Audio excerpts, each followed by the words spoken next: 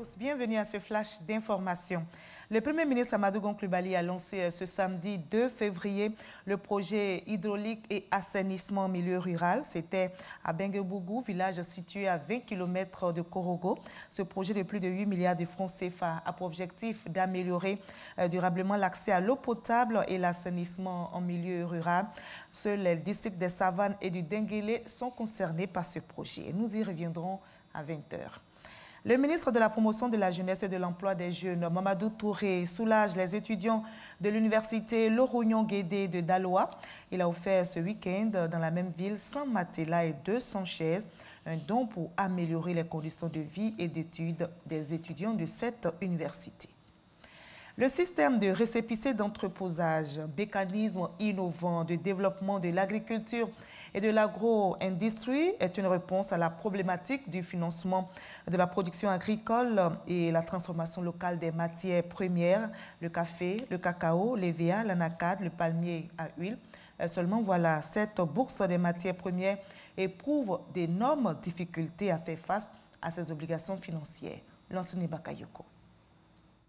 L'autorité de régulation du système d'entreposage, une institution créée pour attester de la bonne qualité des marchandises ivoiriennes à l'exportation. Un bel outil de développement qui peine à trouver les moyens de son propre financement. À titre d'exemple, en 2019, les disponibilités de l'autorité se chiffrent à seulement 488 millions pour des besoins de 2,3 milliards hors construction de magasins, soit un gap de 1,8 milliard de francs CFA. C'est pourquoi il est important pour les différents organes des filières d'entretenir les meilleurs rapports de collaboration avec l'AREI qu'ils devront percevoir comme une autorité de régulation, de promotion indépendante, neutre, équitable, susceptible d'attester de la bonne qualité de nos marchandises.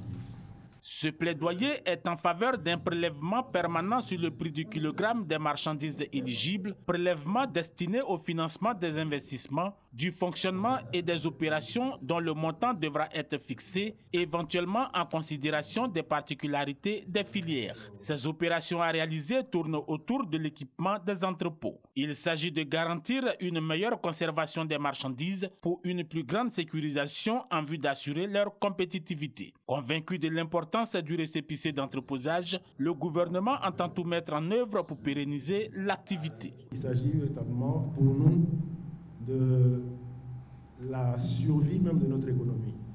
Parce que vous savez, l'émergence, ce n'est pas la destination finale, hein? C'est simplement une étape. Une fois qu'on arrive à l'émergence, il faut non seulement s'y maintenir, mais faire des gains de productivité dans différents secteurs d'activité.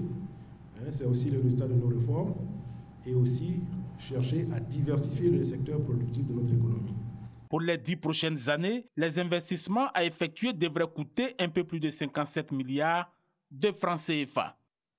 Le Centre de recherche microéconomique de développement a initié avec l'AFD, l'Agence française de développement, une étude sur la problématique de l'emploi des jeunes en Côte d'Ivoire. Ce programme de recherche, initié depuis 2 ans, portait essentiellement sur l'inadéquation, compétences, emploi. La restitution des travaux de recherche permettra de mieux orienter les décisions de politique publique en vue de favoriser l'insertion professionnelle des jeunes.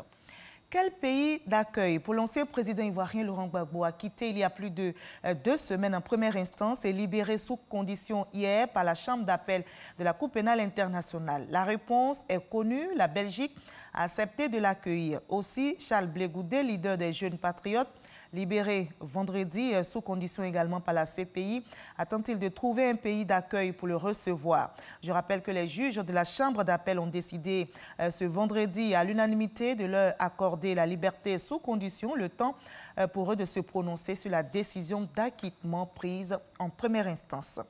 En France, au lendemain de la décision du Conseil d'État de maintenir l'usage des lanceurs de balles de défense, les Gilets jaunes sont descendus à nouveau dans les rues ce samedi 2 février.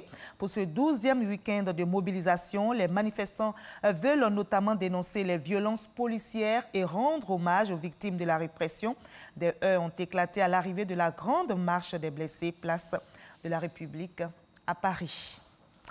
témoigné par l'image pour ne pas nous la faire raconter. Ces propos sont de notre invité de la page culture que nous allons recevoir tout à l'heure à 20h. Il s'agit de Michel Butry, il est conservateur publicitaire. Il s'est donné pour mission de préserver les archives photographiques de notre cher pays, la Côte d'Ivoire, un riche patrimoine qui vaut de l'or selon lui. Des images photographiques qui retracent l'histoire de la Côte d'Ivoire avec toutes ses belles réalisations. On en parlera dans la page culture. À tout à l'heure à 20h.